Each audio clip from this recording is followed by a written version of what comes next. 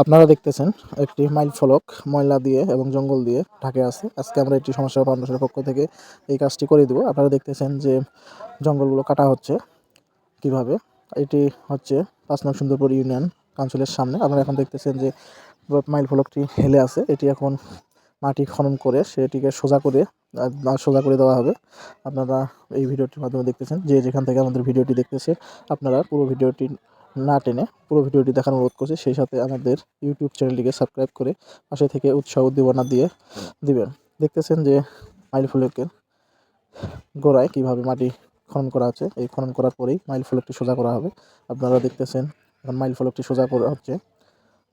আপনারা মাইল ফলকটি সোজা করা হচ্ছে। এখন কোদাল দিয়ে মাটি দিবে, মাটি দিয়ে সেটাকে খচে শক্ত করে দেওয়া হবে এবং এই মাইল ফলকটি আপনার পরিষ্কার করা হবে। সেটি হচ্ছে দ্বিতীয় পার্টে দেখানো হবে।